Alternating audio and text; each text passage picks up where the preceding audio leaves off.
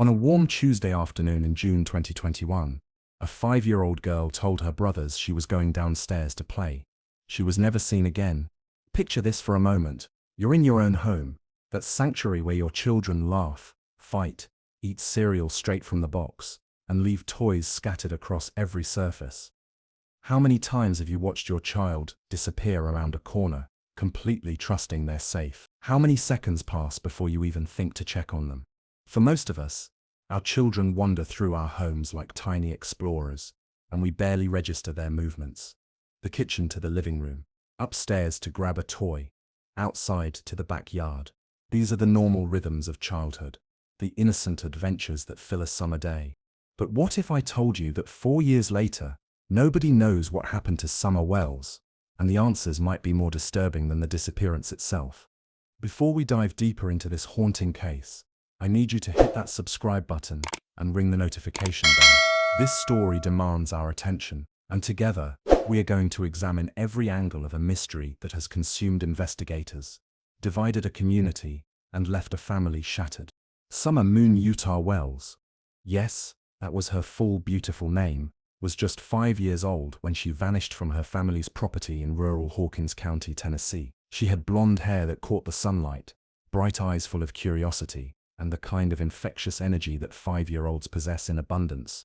This isn't just another missing child case, filed away in some dusty archive. This is a story that continues to unfold today, 4 years later, with new developments, ongoing investigations, and questions that refuse to be silenced. It's a case that has exposed the fault lines in how we view families, how we conduct investigations, and how quickly a community can turn against itself when fear takes hold. The Summer Wells case forces us to confront uncomfortable truths about child safety, family dysfunction, media spectacle, and our own hunger for answers in a world that doesn't always provide them. By the end of this investigation, you'll understand why this case has captivated millions, why it remains unsolved, and what it teaches us about protecting the most vulnerable among us. This is the story of Summer Wells. Not just her disappearance, but the aftermath that continues to ripple through lives and communities. It's a story about innocence lost, systems that failed, and the relentless search for truth in the face of overwhelming uncertainty. Are you ready to examine one of the most perplexing missing child cases of our time? Because once you understand what really happened that Tuesday afternoon in Tennessee, you'll never think about child safety or family secrets the same way again. June 15, 2021, started like any other summer day in the hills of Hawkins County, Tennessee. The sun rose over the remote hollow where the Wells family lived, casting long shadows through the dense woods that surrounded their property. It was the kind of rural setting where neighbors are miles apart, where children can roam freely, and where the biggest concerns are usually about garden pests or weather patterns. For Summer Wells, this Tuesday would begin with the simple pleasure that defines childhood summers: helping her mother plant flowers. Candace Bly, Summer's mother, had planned a trip to buy flowers and plants for their property.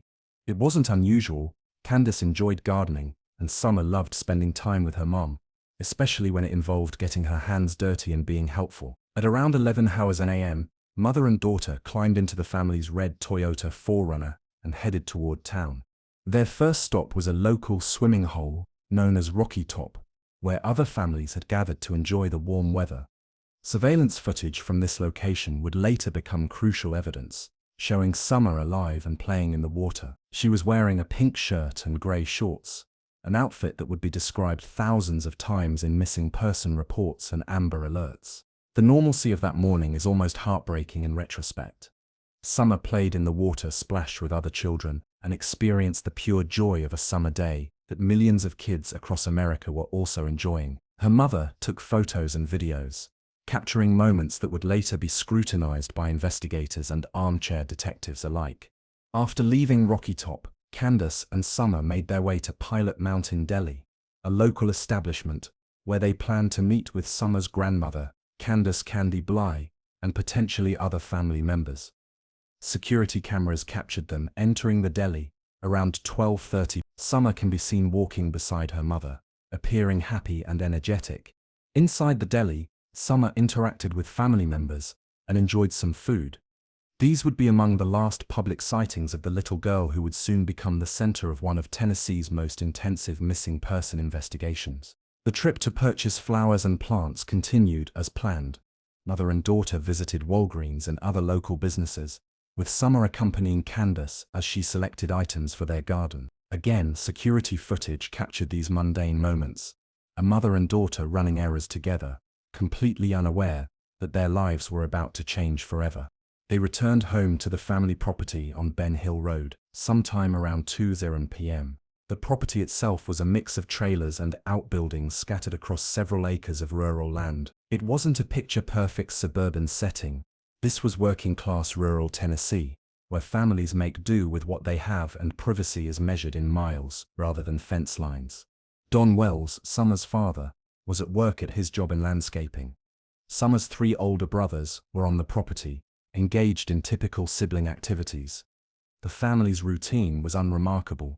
Dad at work, Mom handling household tasks, kids being kids during summer break.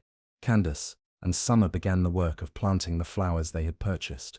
It was around 3:00 p.m., and the afternoon heat was building. This was meant to be a pleasant mother-daughter activity, the kind of memory that families treasure, working together in the garden, teaching a child about growing things, enjoying the simple satisfaction of beautifying their home. Summer was enthusiastic about helping as 5-year-olds typically are when included in grown-up activities. She carried small plants, helped dig holes, and chatted with her mother as they worked. According to Candace's later statements, Summer was in good spirits, excited about the gardening project, and showing no signs of distress or unusual behavior. Around 6:30 p.m., after several hours of gardening, Candace says she sent Summer into the house. The little girl had been outside for hours. It was getting toward dinner time, and it made sense for her to go inside, perhaps to wash up or simply to get out of the heat. "I'm going downstairs to play with my toys," Summer allegedly told her brothers as she entered the house. Those may have been the last words anyone heard Summer Wells speak. Take a moment to like this video if you're following along with this investigation. Your engagement helps bring attention to cases like Summer's, and it tells the YouTube algorithm that these stories matter. According to the family's account, Summer went to the basement area of their home, where toys and play areas were set up. It was a normal thing for her to do, children gravitating toward their favorite play spaces, especially after spending hours outside in the heat. But somewhere between going downstairs to play and the next time someone checked on her, Summer Wells vanished. The exact timeline becomes murky here, and this ambiguity would later become a source of intense scrutiny and investigation.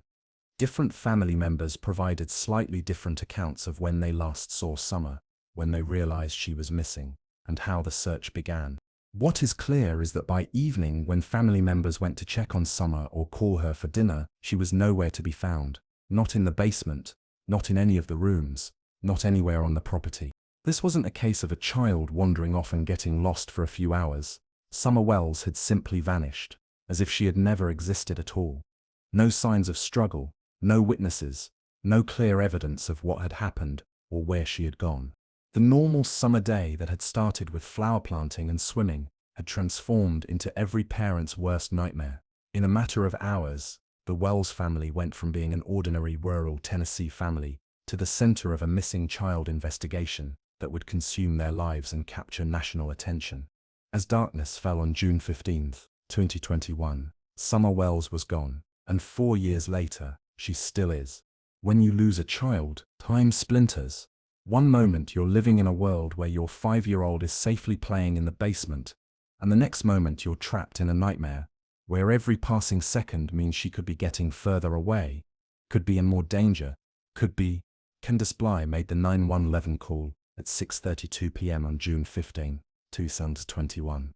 Her voice, captured on that recording, carries every parent's worst fear made real. "My 5-year-old daughter is missing," she told the dispatcher, her words thick with panic and disbelief. The dispatcher, trained for these moments but still human, began the protocol that transforms a family crisis into an official investigation. Name, age, description. When was she last seen? What was she wearing? Pink shirt, grey shorts, blonde hair, 5 years old. Last seen in the house less than 2 hours ago. But even as Candace answered these questions, part of her was still in denial. Children don't just disappear from their own homes. They hide in closets and fall asleep. They wander into neighbors' yards chasing butterflies. They get distracted and lose track of time. This had to be a mistake, a misunderstanding, a childhood adventure that would end with Summer appearing from some unexpected corner, asking what all the fuss was about. The Hawkins County Sheriff's Office responded immediately. Rural law enforcement agencies, accustomed to calls about lost children, kids who wander into the woods, get turned around on hiking trails, or simply miscommunicate their whereabouts to worried parents. Most of these calls end happily within hours. But as the first responders arrived at the Wells property and began their initial search, it became clear that this case was different. Summer wasn't hiding in a closet.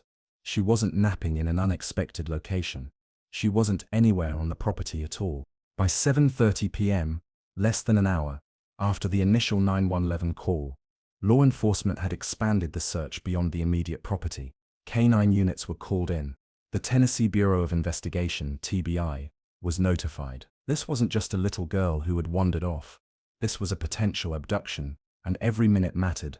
The Amber Alert was issued at 10:17 p.m., approximately 4 hours after Summer was reported missing. For those unfamiliar with the system, Amber Alerts are only issued when specific criteria are met. There must be a reasonable belief that the child has been abducted. The child must be there must be enough descriptive information to help locate the child, and the activation must be recommended by law enforcement. The fact that an Amber Alert was issued for Summer Wells told the community and the nation that investigators believed this was a genuine abduction case, not a child who had simply wandered away. Summer Moon Utah Wells, age 5, blonde hair, blue eyes, pink shirt, gray shorts, last seen Hawkins County, Tennessee. Those words flashed across television screens, phones, and electronic highway signs throughout Tennessee and surrounding states. Millions of people were now looking for a 5-year-old girl who had vanished from her own home. The response was immediate and overwhelming. Within hours, the Wells property was swarming with law enforcement officers from multiple agencies. The Hawkins County Sheriff's Office led the investigation, but they were quickly joined by the Tennessee Bureau of Investigation, FBI agents specializing in crimes against children, and specialized search and rescue teams. The scale of the operation was extraordinary. By Wednesday morning, less than 24 hours after Summer's disappearance, hundreds of searchers were combing through the dense forests and hollows that surrounded the Wells property. Helicopters circled overhead with thermal imaging equipment. Drones equipped with high-resolution cameras mapped every inch of accessible terrain. Canine units tracked scent trails that seemed to lead nowhere. Dogs trained to detect human remains searched areas where a child might have fallen or become trapped. Water teams explored every creek, pond, and swimming hole within miles of the family home. The FBI's Child Abduction Rapid Deployment CARD team was activated, a specialized unit that responds to the most serious missing child cases. These agents brought decades of experience and cutting-edge technology to the search for Summer Wells. But perhaps most remarkable was the community response. Hawkins County, Tennessee, is rural and sparsely populated. But when word spread that a local child was missing, hundreds of volunteers appeared to help with the search. Churches organized food and water for searchers. Local businesses provided equipment and supplies. Social media groups formed overnight to coordinate volunteer efforts and share information. This wasn't just about Summer Wells anymore. It was about every child in the community, every parent's fear made manifest, every family's worst nightmare playing out in real time. As the first night turned into the first day, then the first week, the search expanded to cover hundreds of square miles. Every abandoned building was searched, every mine shaft and cave was explored. Every possible hiding place or dumping ground was examined with meticulous care. The investigation quickly became one of the largest missing child cases in Tennessee history. The TBI assigned dozens of agents to the case. The FBI's Behavioral Analysis Unit created a profile of potential suspects. Forensic experts processed evidence from the Wells property and surrounding areas. But despite all this effort, despite all these resources, despite the determination of hundreds of searchers, Summer Wells remained missing.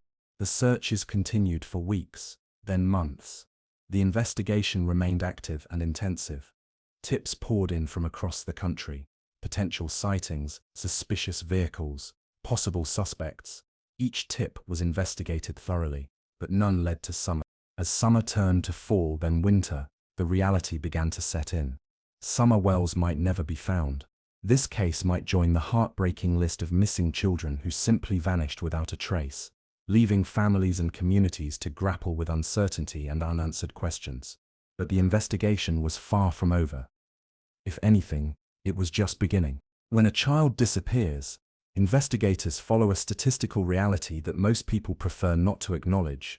In the vast majority of cases involving missing children, someone in the family knows what happened. This isn't cynicism, it's investigative reality based on decades of data and solved cases.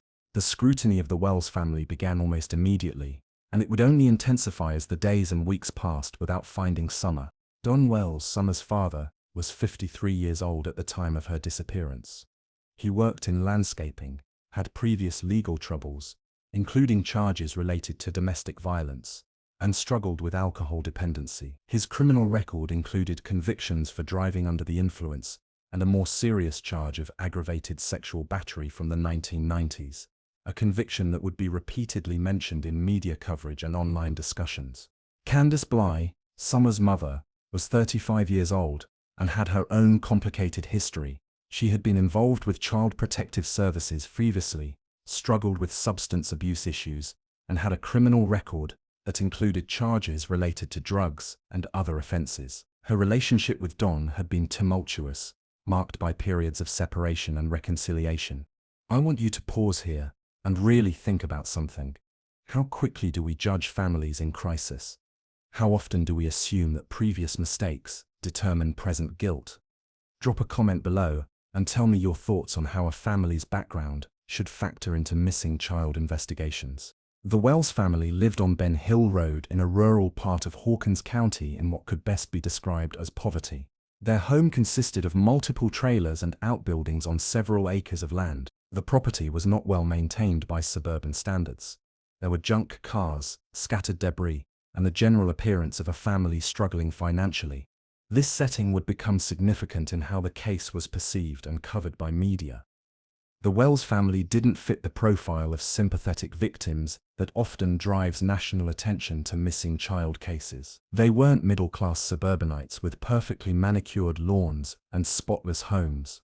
They were working-class rural people dealing with addiction, poverty, and complicated family dynamics. Within days of Summer's disappearance, Child Protective Services removed Summer's 3 older brothers from the home. This action sent shockwaves through the case and raised serious questions about the family's situation. If the state determined that the home wasn't safe for the other children, what did that mean for Summer?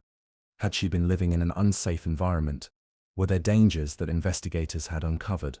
The removal of the boys also meant that they could be interviewed extensively by investigators, without family members present. These interviews would become crucial to understanding what had happened on June 15 and in the days leading up to Summer's disappearance. Don Wells' behavior during the investigation became a particular focus of scrutiny. He was often seen drinking beer during media interviews, appeared sometimes incoherent or overly emotional, and made statements that investigators found inconsistent or concerning. His demeanor didn't match what many people expected from a grieving father searching for his missing daughter. But this raises important questions about how we expect people to behave during traumatic events. Grief doesn't look the same for everyone. Some people become hyperactive and manic. Others retreat into numbness. Some turn to alcohol or drugs to cope with unbearable emotional pain. Don Wells's behavior might have been unusual, but was it evidence of guilt or evidence of a man barely holding together under unimaginable stress? Candace Bly faced equally intense scrutiny. Her timeline of June 15 was examined and re-examined by investigators. Every stop she and Summer had made, every person they had encountered, every minute of their day was dissected for inconsistencies or red flags. Some observers noted that Candace seemed oddly calm in early interviews, leading to speculation about her involvement. Others pointed out that she was clearly struggling with substance abuse issues, and questioned whether she had been impaired on the day Summer disappeared. The family's financial situation also became part of the investigation. They were struggling economically, living in conditions that many would consider substandard. Some theorized that Summer might have been sold or given away to pay debts or in exchange for drugs. Others suggested that accidental death might have been covered up to avoid legal consequences. Social media exploded with theories and accusations. Facebook groups dedicated to the case amassed tens of thousands of members who spent countless hours analyzing every photo, every interview, every statement made by family members. The Wells family found themselves living under a microscope, with thousands of amateur detectives convinced they could solve the case if they just examined the evidence closely enough. The psychological toll on the family was enormous. Don Wells began drinking more heavily and making increasingly erratic public statements. Candace Blue struggled with depression and the loss of not just Summer, but also her 3 sons, who remained in state custody. The extended family fractured under the pressure, with different relatives taking different sides and sharing different theories about what had happened. But here's what's crucial to understand. Being investigated doesn't mean being guilty. Having a troubled past doesn't mean you've harmed your child. Living in poverty doesn't make you a criminal. Struggling with addiction doesn't make you a murderer. The Wells family certainly had serious problems. Their home life was chaotic, marked by substance abuse, financial stress, and dysfunction. Previous involvement with Child Protective Services suggested ongoing concerns about child welfare. Dern's criminal history and both parents' struggles with addiction created obvious red flags for investigators. However, 4 years of intensive investigation have not produced evidence that the family was directly responsible for Summer's disappearance. Polygraph tests were administered, though results are often not admissible in court and can be unreliable. Electronic devices were seized and analyzed. Financial records were examined. The property was searched extensively using ground-penetrating radar and other advanced techniques. Despite all this scrutiny, no smoking gun emerged pointing to family involvement. The investigation remained active and ongoing, but it also expanded to consider other possibilities. The tragedy of the Wells family situation extends beyond Summer's disappearance. This was a family that was already struggling before their daughter vanished. They were dealing with poverty, addiction, legal troubles, and the challenges of raising children in difficult circumstances. When Summer disappeared, their problems didn't disappear. They were magnified and exposed to national scrutiny. The removal of Summer's brothers meant that even if Summer were found and returned safely, the family would never be the same. The children were placed in foster care, and the legal process for reunification is complex and uncertain. Don and Candace had lost not just Summer, but effectively all their children. This is one of the most heartbreaking aspects of the Summer Wells case. Regardless of what happened to Summer, an entire family was destroyed. 4 children were separated from their parents. 2 adults were left to grieve and blame themselves and each other. Extended family relationships were strained or broken. The question remains, does a troubled family background make someone more likely to harm their child? Statistics suggest it does increase risk factors. Families dealing with substance abuse, domestic violence, and severe stress are more likely to experience tragedy. But correlation isn't causation. Many families struggle with similar issues without losing children to violence or neglect.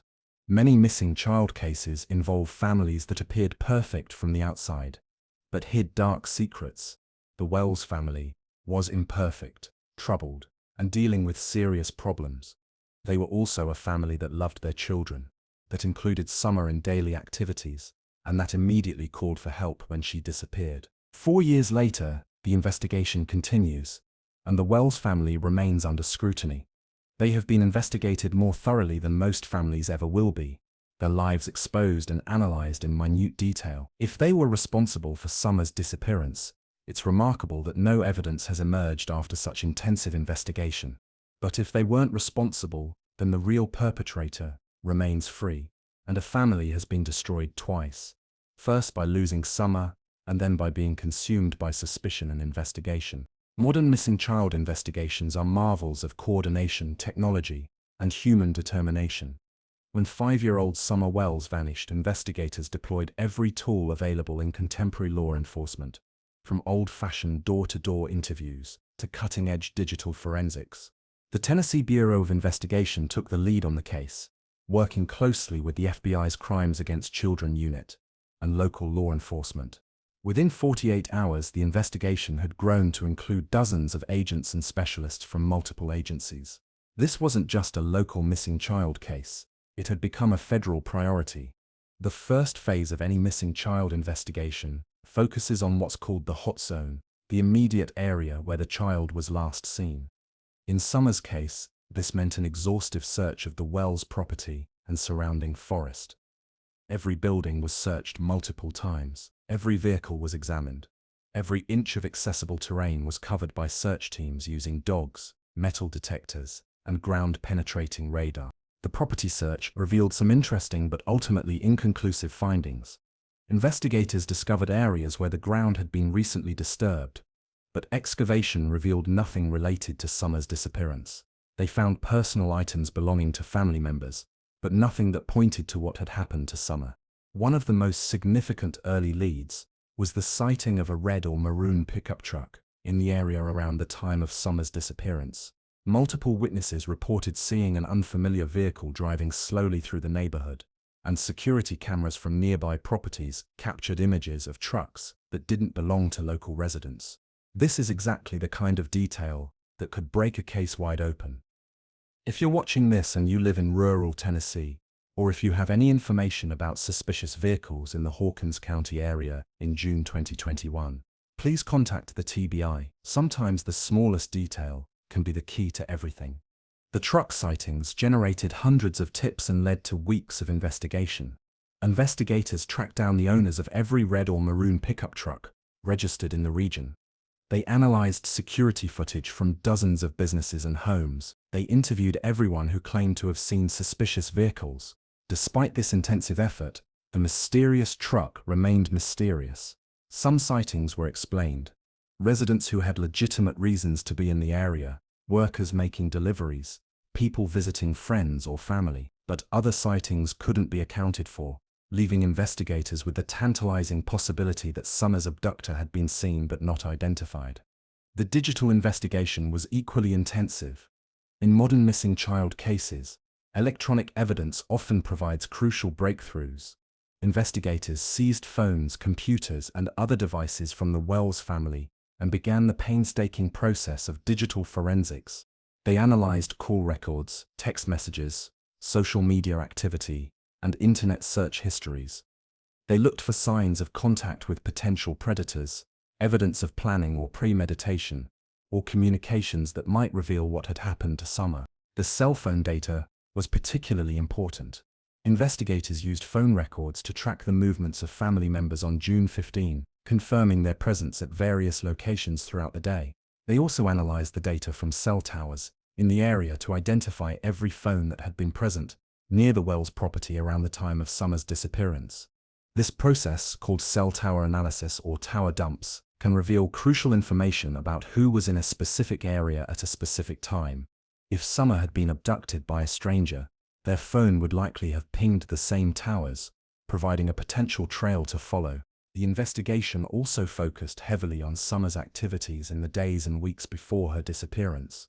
Investigators interviewed family members, neighbors, and anyone who had contact with Summer. They were looking for signs that someone had been grooming her for abduction, that there had been previous attempted approaches, or that someone had been watching the family and planning an abduction. Child predators often engage in what's called target hardening, observing potential victims and their families to identify the best opportunities for abduction.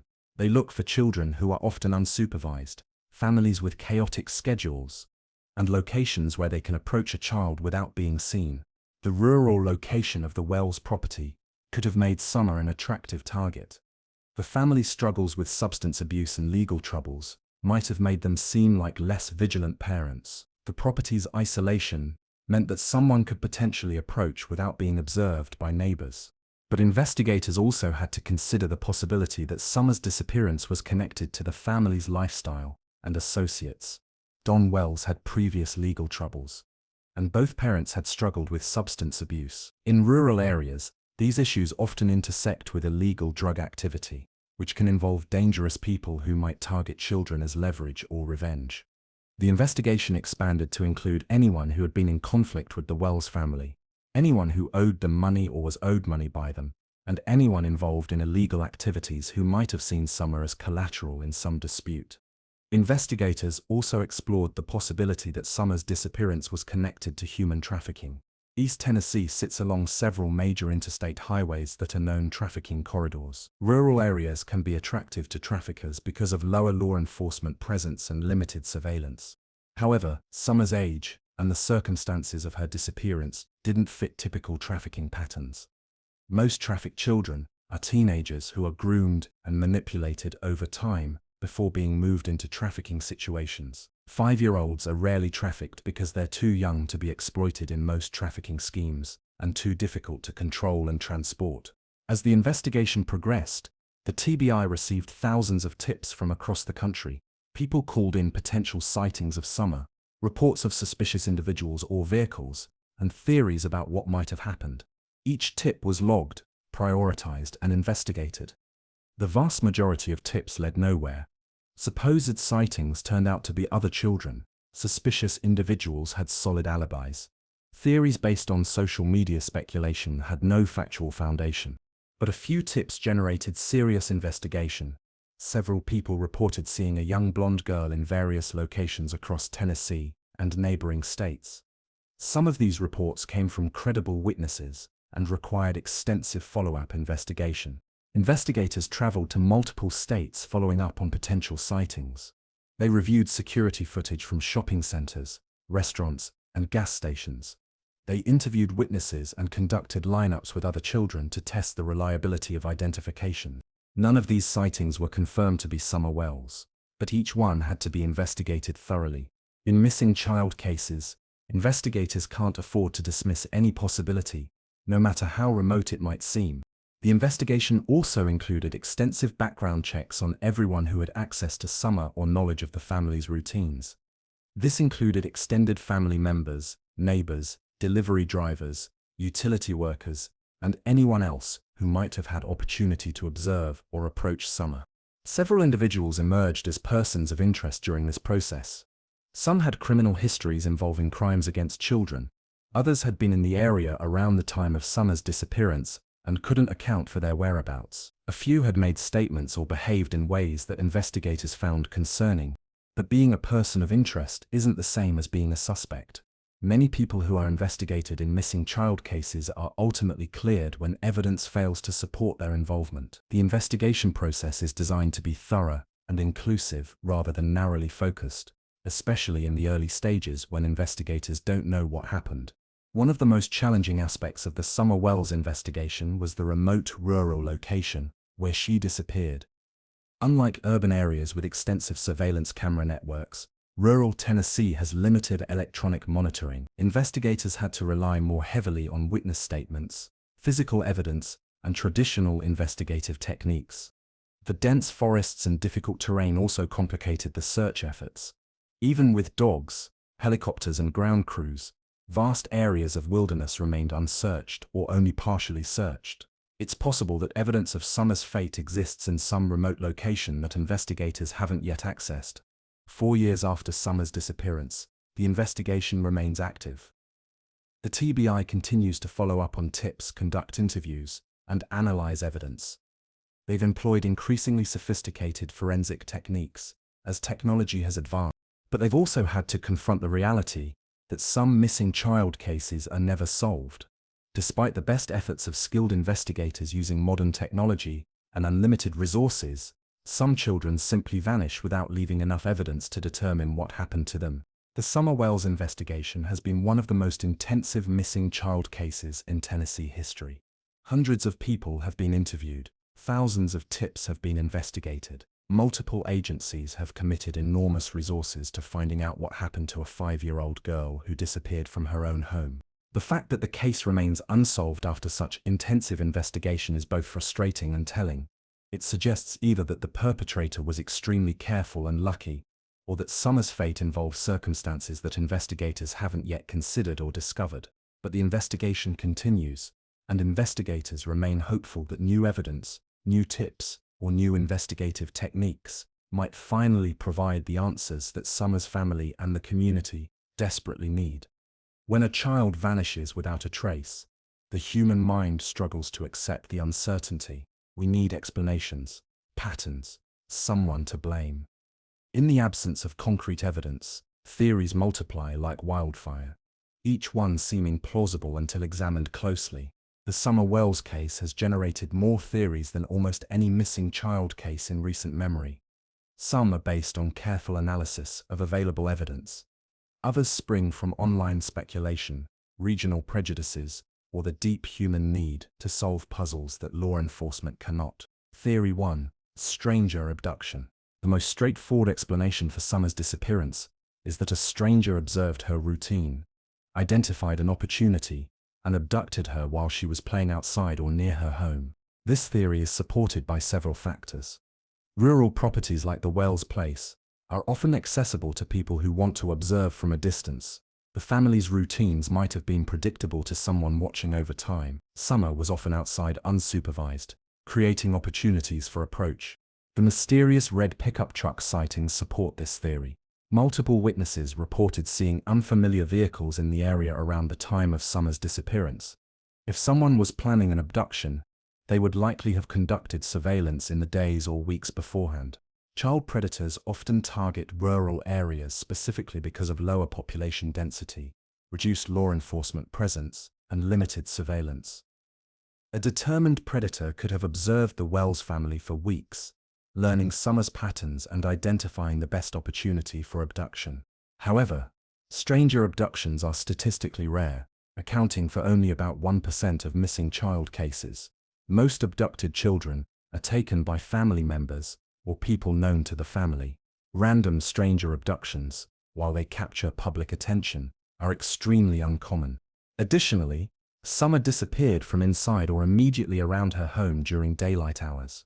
Stranger abductions typically occur when children are away from home and less protected. The timing and location of Summer's disappearance don't fit typical stranger abduction patterns. Theory 2. Family involvement.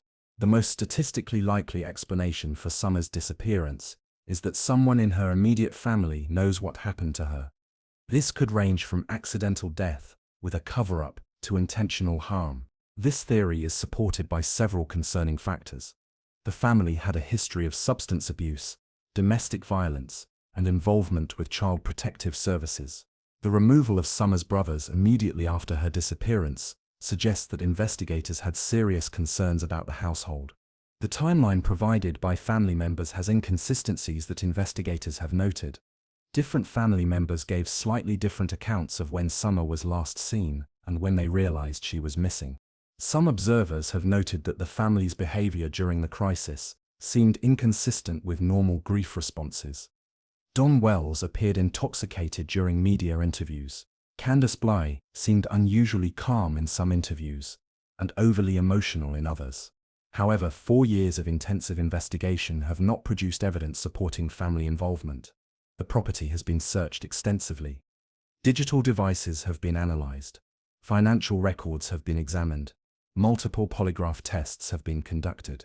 If the family were responsible for Summer's disappearance, it would be remarkable that such intensive investigation has failed to uncover supporting evidence. Modern forensic techniques are sophisticated enough that covering up a child's death or disappearance is extremely difficult. Additionally, the family immediately called 911 when Summer was discovered missing. If they were responsible for her disappearance, it would be unusual for them to involve law enforcement so quickly. Theory 3. Drug-related retaliation. Given the family's struggles with substance abuse and the region's problems with illegal drug activity, some have theorized that Summer's disappearance was connected to drug-related conflicts. This theory suggests that someone involved in illegal drug activity took Summer as leverage against her parents, as punishment for unpaid debts, or as retaliation for some perceived betrayal or cooperation with law enforcement.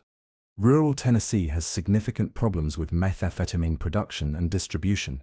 Families struggling with addiction often become involved with dangerous people who might resort to extreme measures to collect debts or send messages. If this theory were correct, it would explain why no evidence was found on the family property and why traditional investigative techniques haven't solved the case. Professional criminals involved in drug trafficking often have experience avoiding law enforcement and disposing of evidence. However, using children as leverage in drug disputes is extremely rare, even among serious criminals. Most drug-related violence targets the people directly involved in conflicts, not their children. Taking a child would bring massive law enforcement attention that drug dealers typically want to avoid. Additionally, if Summer had been taken for drug-related reasons, there would likely have been some communication with the family, demands for payment, threats, or other contact. No such communications have been reported or discovered. Theory 4. Local criminal network. Some observers have theorized that Summer's disappearance was connected to local criminal networks, possibly related to what some call the cornbread mafia, informal criminal organizations in rural Kentucky and Tennessee. This theory suggests that Summer was taken by people involved in various illegal activities who saw an opportunity to either exploit her directly or use her as leverage in some criminal scheme. Rural criminal networks often involve multiple types of illegal activity: drug production and distribution, illegal gambling, theft and fencing of stolen goods, and sometimes human trafficking. These networks can be sophisticated and have resources to avoid law enforcement. If Summer were taken by such a network, it might explain the lack of evidence and the failure of traditional investigative techniques. Organized criminals with experience avoiding law enforcement would be more capable of disposing of evidence and maintaining operational security. However, there's little concrete evidence connecting Summer's disappearance to organized criminal activity. Investigators would have explored these connections extensively, given the family's background and the region's crime patterns. Most importantly, children are generally not targeted by organized criminal networks unless there's a specific reason related to their family's involvement in criminal activity. Random child abduction would be extremely unusual for such groups. Theory 5. Accidental death and panic. Another theory suggests that Summer died accidentally, perhaps drowning, falling, or being injured in some way, and that someone panicked and disposed of her body rather than calling for help. This theory could explain the lack of evidence on the family property and the absence of signs of struggle or planning. If Summer died accidentally while unsupervised, someone might have hidden her body to avoid legal consequences. Rural properties often have hazards that could cause accidental death. Old wells, abandoned equipment, dangerous animals, or toxic substances. A young child exploring alone could encounter any number of fatal accidents. If this theory were correct, the person responsible might not be evil or predatory, just someone who made a terrible decision in a moment of panic. This could explain why no evidence of premeditation or criminal intent has been discovered. However, accidental death scenarios typically leave some evidence: physical signs of the accident, witness statements about unusual behavior, or forensic evidence at the scene. Despite extensive searches and investigation, no such evidence has been found. Additionally, covering up an accidental death would require ongoing deception that becomes increasingly difficult to maintain over time. Someone involved in such a cover-up would likely have exhibited signs of guilt or stress that investigators would have noticed. The social media investigation. Beyond official theories developed by law enforcement, thousands of amateur investigators on social media platforms have developed their own theories about Summer's disappearance. Facebook groups, Reddit communities, and YouTube channels dedicated to the case have analyzed every piece of available evidence and developed increasingly elaborate explanations. Some online investigators have focused on inconsistencies in family statements, suggesting that careful analysis of interviews and social media posts reveals hidden truths about what happened to Summer. Others have developed theories involving local figures, political conspiracies, or connections to other missing child cases across the region. These theories often involve complex webs of connections that require extensive knowledge of local personalities and historical events. While online investigation can sometimes uncover important information that law enforcement missed, it can also generate misinformation and false theories that distract from legitimate investigation efforts. Comment below and tell me which of these theories seems most plausible to you and why. But remember, speculation should never replace facts, and every theory needs evidence to support it.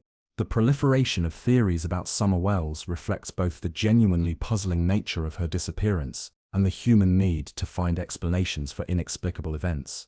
When traditional investigation fails to provide answers, people naturally develop alternative explanations. But it's important to remember that theories are not facts. 4 years of professional investigation by experienced law enforcement agencies have not solved this case, despite enormous effort and resources. Amateur theorists working with limited information and no investigative authority are unlikely to succeed where professionals have struggled.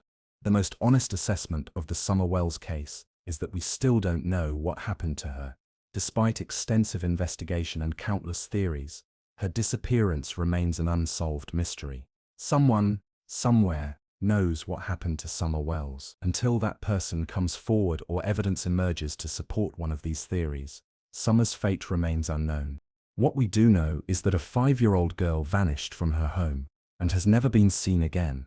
4 years later, her family continues to grieve, her community continues to search, and investigators continue to hope that someday, somehow, they'll find the answers that have proven so elusive. When Summer Wells disappeared, her case became more than a local tragedy.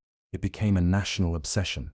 The combination of a missing child, a troubled family, and a mysterious disappearance created the perfect storm for media attention and public fascination. The media coverage of the Summer Wells case reveals uncomfortable truths about how missing children cases are covered, which families receive sympathy, and how class, geography, and appearance influence public perception of victims and their families. Within days of Summer's disappearance, the case was featured on national news networks. CNN, Fox News, NBC, and other major outlets sent reporters to rural Tennessee to cover the story. The contrast was stark. Sophisticated media professionals descending on an impoverished rural community, cameras capturing the chaotic scene at the Wells property. The optics were devastating for the family. News footage showed the ramshackle trailers, scattered debris, and general appearance of poverty that characterized the Wells property. This visual narrative became inseparable from the story itself, a missing child from a troubled family living in substandard conditions. But the most significant media moment came when Don and Candace Wells appeared on the Dr. Phil show in August 2021, about 2 months after Summer's disappearance. The decision to appear on a daytime television show was controversial and would have lasting consequences for how the public perceived the family. During the Dr. Phil interview, both parents appeared emotional and desperate. Candace broke down crying multiple times. Don seemed agitated and defensive. Dr. Phil, known for his confrontational interview style, pressed them about inconsistencies in their stories and questioned their behavior during the investigation. The interview was a disaster for the Wells family. Rather than generating sympathy and renewed attention for their missing daughter, it reinforced negative perceptions about their credibility and fitness as parents. Viewers saw two people who seemed to be hiding something, who couldn't keep their stories straight, and who didn't behave the way grieving parents were expected to behave. Take a moment to think about this. How should grieving parents behave on television? Is there a right way to grieve publicly? And should families in crisis be expected to perform their trauma for public consumption? Let me know your thoughts in the comments. The Dr. Phil appearance exemplified a broader problem with how missing children cases are covered in media. Families are often pressured to participate in media coverage under the theory that publicity helps find missing children. But this coverage can become exploitative, focusing more on family dysfunction and sensational details than on the actual search for the missing child. The Wells family's appearance, manner of speaking, and living conditions played into regional and class-based stereotypes that influenced how their case was perceived. They were portrayed as hillbillies, white trash, and other derogatory terms that reflected prejudices about rural poverty and Appalachian culture. This contrasts sharply with how missing children from middle-class suburban families are typically portrayed. Those families are usually described sympathetically. Their homes are shown in favorable light, and their emotional responses are interpreted as normal grief rather than suspicious behavior. The social media response to the Summer Wells case was immediate and intense. Facebook groups dedicated to the case attracted tens of thousands of members within weeks. Reddit communities analyzed every piece of available evidence. YouTube channels created hours of content dissecting interviews, analyzing photos, and developing theories. This online attention had mixed effects. On one hand, it kept the case in public consciousness and generated tips that might not have emerged otherwise. Some online investigators uncovered information that proved helpful to the official investigation. On the other hand, the online attention became increasingly toxic and invasive. Family members were harassed on social media. Their personal information was shared publicly. Every statement they made was analyzed and criticized.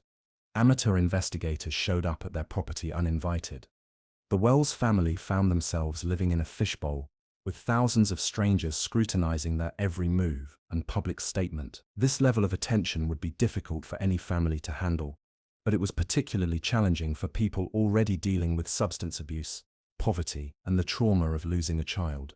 The online investigation communities developed increasingly elaborate theories about what had happened to Summer. Some focused on supposed inconsistencies in family statements. Others developed complex conspiracies involving local figures, criminal networks, or government cover-ups.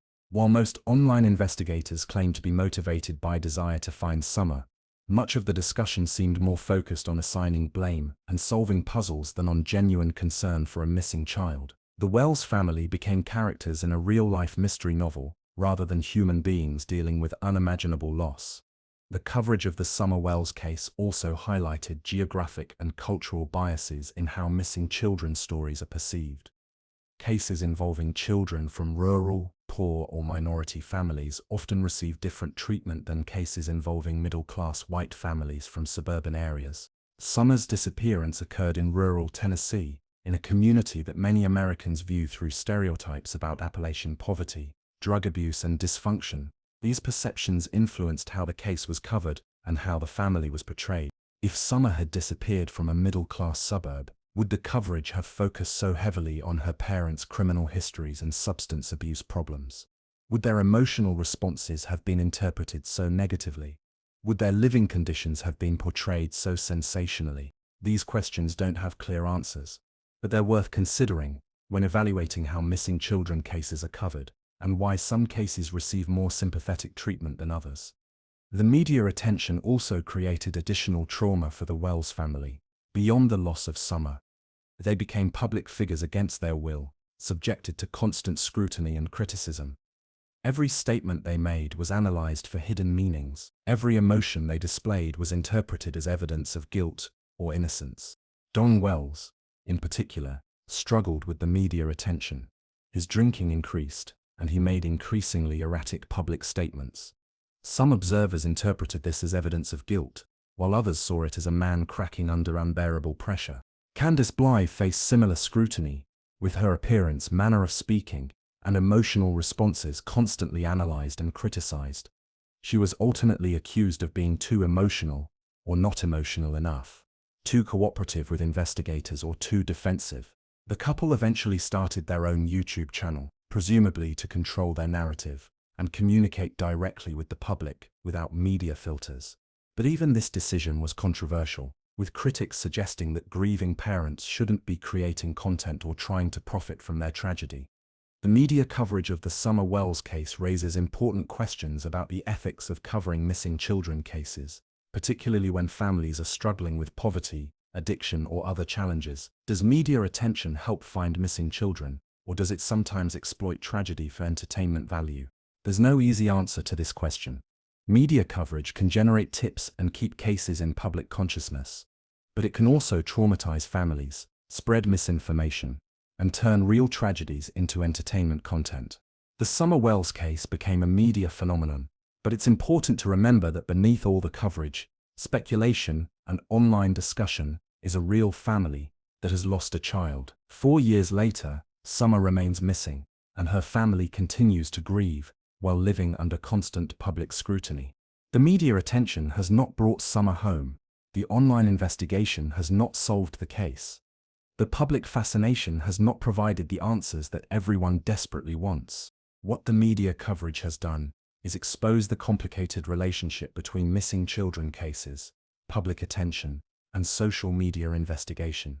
It has revealed how class, geography, and appearance influence how victims and their families are perceived. And it has demonstrated both the potential benefits and serious dangers of turning real tragedies into public entertainment. Summer Wells is not a character in a mystery novel or a puzzle to be solved by amateur investigators. She is a real child who disappeared from her home and has never been found. Her family members are real people dealing with unimaginable loss while living under constant public scrutiny. As we continue to follow this case and hope for resolution, it's worth remembering that behind all the theories, coverage, and speculation is a 5-year-old girl who loved playing with toys, helping her mother plant flowers, and spending time with her family. She deserves to be found, and her family deserves to know what happened to her. 4 years have passed since Summer Wells vanished from her family's property in rural Tennessee. 4 years of searching, investigating, hoping, and grieving. 4 years of unanswered questions and a community that has never fully healed from the shock of a child disappearing without a trace. The official investigation remains active under the Tennessee Bureau of Investigation, though the intensive daily search operations that characterized the early weeks have long since ended. The case has evolved from an emergency response to a methodical, long-term investigation that continues to generate leads and pursue new evidence. If you've been following this case with me, please hit that like button and subscribe. Cases like Summer's need our continued attention, and your engagement helps ensure these stories don't fade from public consciousness. As of 2025, the TBI continues to receive tips about Summer's disappearance, though the volume has decreased significantly from the thousands of calls that flooded hotlines in the immediate aftermath of her disappearance. Each tip is still evaluated and investigated when credible, but most prove to be cases of mistaken identity or unfounded speculation. The reward for information leading to Summer's recovery has grown to over $50,000, contributed by various organizations and individuals who have been moved by her case. This substantial reward represents hope that someone somewhere has information that could break the case open. The Wells family has undergone dramatic changes since Summer's disappearance. Don and Candace are no longer together, their relationship unable to survive the stress of losing Summer, the intensive investigation, and the constant public scrutiny. Both have struggled with substance abuse and legal issues in the years since Summer vanished. Perhaps most tragically, Summer's 3 older brothers remain in state custody 4 years later. What began as a temporary protective measure during the investigation has become a permanent separation. The boys, now teenagers, have grown up without their parents and without their sister. They represent the collateral damage of a tragedy that destroyed an entire family, not just the one child who disappeared. Don Wells has faced additional legal troubles since Summer's disappearance, including arrests related to driving under the influence and other charges. His behavior during the years since Summer vanished has been erratic and often self-destructive, leading many to question whether he's dealing with untreated trauma, guilt, or substances.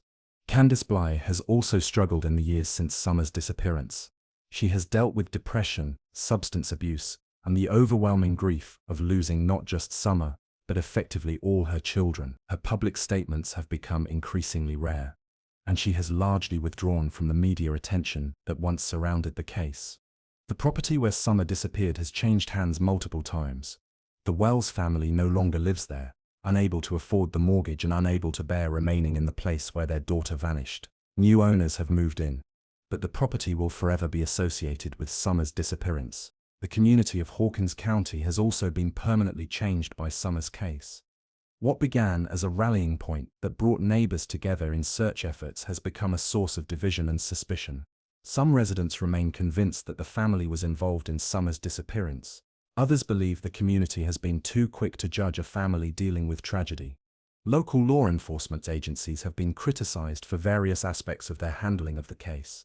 Some argue that the scene wasn't secured quickly enough, that evidence may have been contaminated, or that investigative resources weren't allocated effectively. Others praise the massive response and ongoing dedication to finding answers.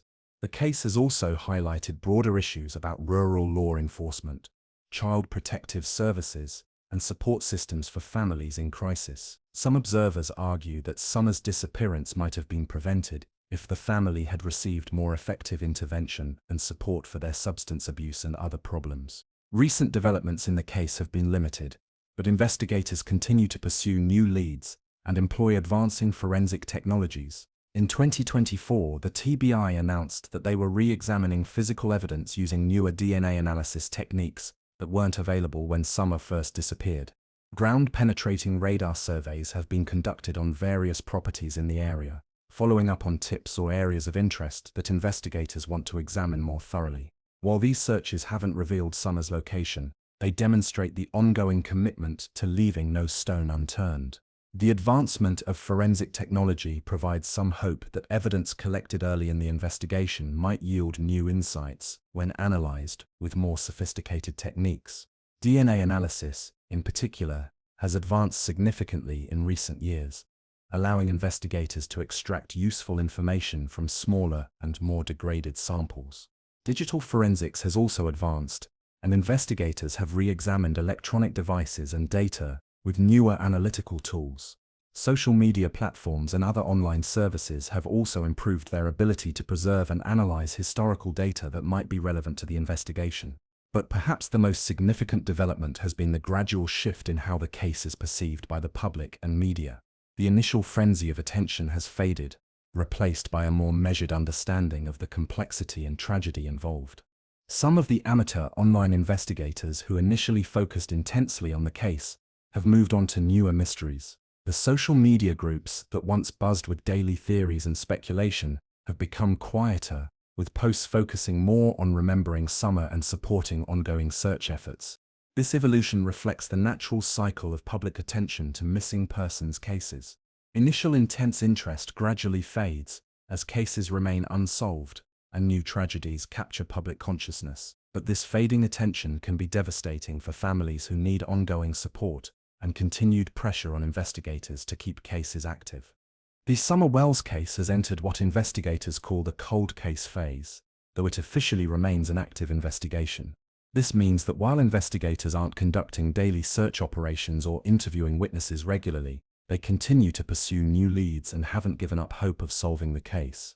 Cold cases are often solved years or even decades after they occur. When new evidence emerges, witnesses come forward with previously unknown information, or advances in forensic technology reveal new insights from existing evidence. Some of the most famous missing children cases have been solved decades after the initial disappearance. But the transition to cold case status is difficult for families to accept. It feels like giving up, like accepting that their loved one may never be found. For the Wells family, this transition represents another loss, the loss of hope that Summer might still be alive somewhere, waiting to be rescued. The ongoing search for Summer Wells now relies more heavily on tips from the public than on active investigation by law enforcement. Someone somewhere knows what happened to Summer, whether that's the person responsible for her disappearance, someone who witnessed something suspicious, or someone who has heard rumors or confessions. The key to solving this case likely lies with information that hasn't yet been shared with investigators. This is why continued public attention to Summer's case remains important. The more people who know her story, the more likely it becomes that someone with relevant information will come forward. Social media, despite its problems with misinformation and speculation, can be valuable for keeping missing persons cases in public consciousness. The question of what happened to Summer Wells may eventually be answered. Advances in technology, new witness statements, or simple passage of time that makes people more willing to come forward could provide the breakthrough that investigators need. But it's also possible that Summer's disappearance will remain an unsolved mystery, joining the thousands of missing persons cases that are never fully resolved. This uncertainty is perhaps the cruelest aspect of her disappearance, the not knowing that prevents healing and closure. For now, the search for Summer Wells continues, though it has evolved from the massive emergency response of 2021 to the patient, methodical work of investigators who haven't given up hope of finding answers. Somewhere in rural Tennessee, there may be evidence waiting to be discovered. Somewhere, there may be a person who holds the key to solving one of the most puzzling missing child cases in recent memory. Until that evidence emerges, or that person comes forward, Summer Wells remains missing. and her family remains trapped in a nightmare that began on a Tuesday afternoon in June, when a 5-year-old girl went downstairs to play and never came back up. The disappearance of Summer Wells offers painful lessons about child safety, family dysfunction, community response, and the complex intersection of poverty, addiction, and child welfare. As we conclude this investigation into her case, it's crucial to examine what her story teaches us about protecting children and supporting families in crisis. Child safety in rural communities. Summer's disappearance highlights unique safety challenges faced by families in rural areas. The isolation that many rural families value for privacy and independence can also create vulnerabilities. Children in rural areas may be more likely to be unsupervised. Properties are often accessible to strangers, and help can be far away when emergencies occur. However, the solution isn't to abandon rural living or become paranoid about every potential threat. Instead, rural families can take specific steps to improve safety, establish clear boundaries for where children can play unsupervised, create communication systems so children check in regularly, build relationships with neighbors for mutual observation and support, teach children about stranger danger while avoiding unnecessary fear. Consider technological solutions like GPS trackers or security cameras. The key is finding balance between allowing children the freedom to explore and play while maintaining appropriate supervision and safety measures. The danger of rush to judgment. Perhaps the most important lesson from Summer's case is how quickly public opinion can turn against families in crisis. Within days of Summer's disappearance, thousands of people on social media had decided that her parents were responsible based on their appearance, living conditions, and criminal histories. This rush to judgment reflects deeper prejudices about class, geography, and what good parents are supposed to look like. The Wells family didn't fit the profile of sympathetic victims that typically receive public support. They were poor, struggled with addiction, lived in substandard conditions, and had previous legal troubles. But none of these factors prove guilt. 4 years of intensive investigation have not produced evidence that the family was responsible for Summer's disappearance. The rush to judgment may have actually hindered the investigation by focusing attention on family dysfunction rather than other possibilities. Before you judge any family dealing with tragedy, ask yourself, what do you really know about their situation? Are your opinions based on facts or prejudices? And how would you want to be treated if you were facing the worst moment of your life? This case teaches us to withhold judgment, support families in crisis, and remember that anyone can face tragedy regardless of their circumstances or past mistakes. The cycle of poverty and trauma. Summer's case illuminates how poverty, addiction, and family dysfunction create cycles that are difficult to break. The Wells family was struggling with multiple challenges before Summer disappeared: financial stress, substance abuse, involvement with child protective services, and unstable living conditions. These problems don't excuse any wrongdoing, but they provide context for understanding how families can spiral into crisis. Poverty creates stress that can lead to substance abuse. Substance abuse can lead to legal troubles and involvement with child protective services. Legal troubles can make employment difficult, perpetuating poverty. Breaking these cycles requires community support, accessible treatment programs, and recognition that punishment alone doesn't solve underlying problems. Families need help, not just judgment. The role of child protective services. The removal of Summer's brothers immediately after her disappearance raises important questions about how child protective services responds to family crises. Was the removal necessary to protect the children, or did it add additional trauma to an already devastating situation? Child protective services faces impossible decisions in cases like this. They must balance protecting children from potential harm against keeping families together. When a child disappears under suspicious circumstances, erring on the side of caution makes sense. But the long-term separation of the Wells children from their parents represents a secondary tragedy. These boys lost not only their sister, but also their family structure and stability.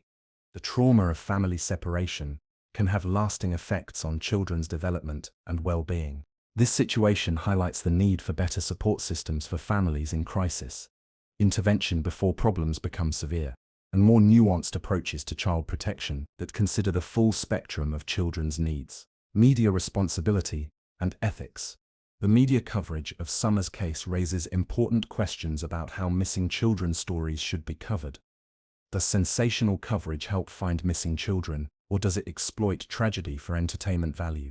The Wells family was subjected to intense media scrutiny that focused as much on their personal problems as on finding Summer. Their appearance on Dr. Phil was particularly damaging, reinforcing negative stereotypes rather than generating productive search efforts. Media organizations need to consider their responsibility to missing children and their families. Coverage should focus on finding the missing child rather than sensationalizing family dysfunction. Families in crisis need support, not exploitation. Consumers of media also have responsibilities. We should question whether our interest in true crime cases is genuinely about seeking justice, or simply entertainment. We should consider how our engagement with sensational coverage affects real families dealing with tragedy. Community response and support. The initial community response to Summer's disappearance was remarkable. Hundreds of volunteers joined search efforts, businesses donated supplies, and neighbors supported each other through crisis. This response demonstrates the best of human nature and community solidarity. However, as the case dragged on without resolution, the community became divided. Some residents continued supporting the family, while others became convinced of their guilt. This division created additional trauma and prevented healing. Communities facing tragedy need sustained support systems that continue long after initial crisis response ends. Families dealing with missing children need ongoing emotional, financial, and practical support as they navigate long-term uncertainty. The true crime phenomenon. Summer's case became part of the broader true crime entertainment phenomenon, with thousands of people following developments online, analyzing evidence, and developing theories. While public interest can help keep cases active, it can also become exploitative and harmful. The line between seeking justice and consuming entertainment is often blurred in true crime culture. We need to remember that these are real people, dealing with real tragedy, not characters in entertainment content. If you're interested in true crime, channel that interest productively. Support organizations that help missing children and their families. Advocate for better resources for law enforcement and child protection.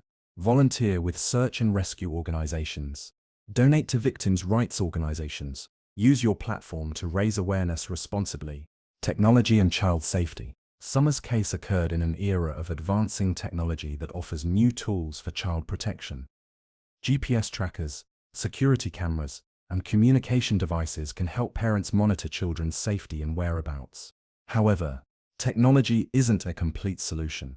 It can provide valuable tools, but it can't replace good judgment, appropriate supervision, and strong family relationships.